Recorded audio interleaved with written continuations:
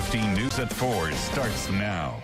Now at 4, a push for change in Milwaukee after a police shooting that continues to cause protests. Plus, get your ticket after all. Sony says in select theaters it will show a movie that was pulled because of terror threats. Good afternoon, everyone. I'm Kristen Mazer. We'll get to those stories in just a moment. But first, the start of what AAA is calling the year-end travel period for the holidays. Here is a live look at the Beltline.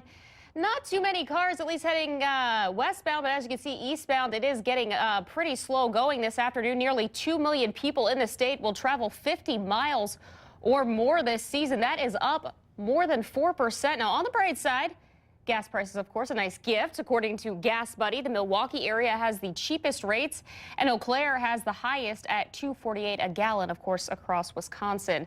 Of course, the question is, will the roads be clear for Christmas? Well, meteorologist Carlos Tucker joins us now with more and that. Carlos. Well, we are looking at some substantial weather for certain parts of the Midwest. Here, on the other hand, things are going to be pretty uneventful. Now, we do currently have the cloudy conditions, the overcast skies, the gray and damp weather that's been around, and there it is there. You can see it downtown on our Capital Sky Cam.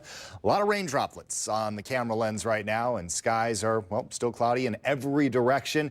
Temperature is a bit of a cool one at 40 degrees, but much warmer than we typically are at this time of year. Winds out of a southerly direction, south-southwest at 9 miles per hour, have really been keeping those temperatures up, but the cool down actually begins as we head into the day tomorrow. First off, though, tonight's forecast. Look for overnight temperatures to dip their way into the mid-30s to lower 30s by the end of the night, with mainly a light rain and drizzle setup, possibly some patchy fog toward the early morning hours, and maybe a little bit of snow trying to mix in with this. But for the most part, it's a wet forecast rather than a white one. Even as we head into your Christmas Eve forecast tomorrow, our chances for snow are there, but they're very slim, so you'll want to stick around. I'll highlight that with the complete forecast in just a few minutes, Kristen. Carlos, thanks so much. Well, switching now to a Crime Tracker 15 alert. Madison police have arrested a man accused of beating a homeless person. Now, Dwayne Golden was arrested on Friday. That incident is believed to have happened a week before that at the Grace Homeless Shelter. Police say that he was asked to take a breathalyzer after a worker smelled alcohol on him. Now, Golden allegedly accused the worker of being prejudiced and hitting the 49-year-old victim in the head.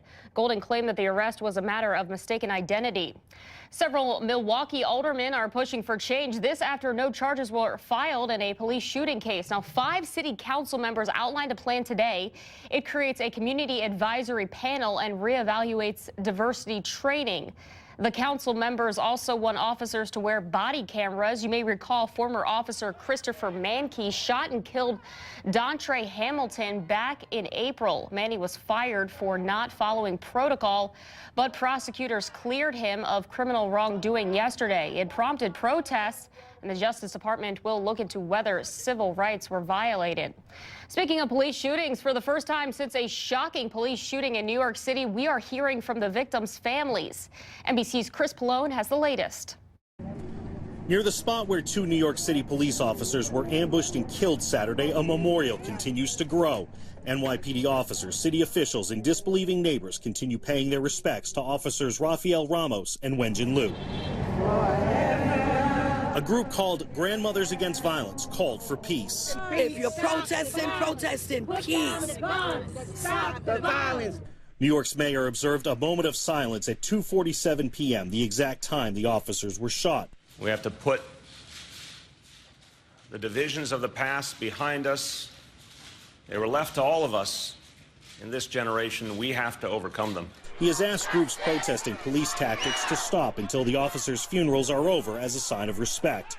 But at least one group in New York says daily protests will continue. The shooter, Ismail Brinsley, referenced the deaths of Eric Gardner and Michael Brown on social media before carrying out the attack. Monday night, Lou's widow made an emotional statement. The couple just married 2 months ago. This is a difficult time for both of our families. But we will stand together and get through this together. Ramos had just completed training to become a police chaplain when he was gunned down. This is the worst tragedy I've ever seen. A grieving city mourning the loss of 2 of its finest. Chris Pallone, NBC News. And a funeral for Ramos will be held Saturday morning. Plans for Wenjin are still not complete.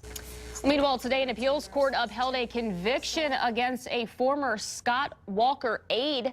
Back when he was Milwaukee County executive, Tim Russell was Walker's deputy chief of staff. Now, he stole more than $21,000 from a nonprofit group benefiting veterans. Russell appealed, saying that he was wrongly sentenced for the crime of misconduct in office rather than theft.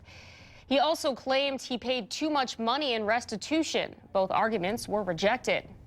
Unemployment is down across Wisconsin's biggest cities. The Department of Labor says November rates went down or stayed the same in most of the biggest metro areas. The statewide jobless rate was 5.2% in November. That is the lowest it has been since the Great Recession. There's also some good economic news across the nation. Today, the Dow reached 18,000 for the first time ever.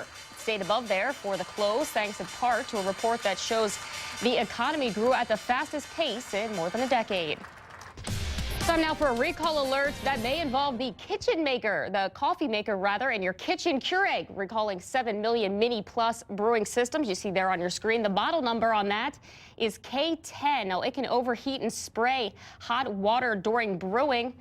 The company has gotten about 200 complaints, including nearly 100 burn-related injuries. The coffee makers were sold between 2009 and 2014, and Keurig is providing a free repair.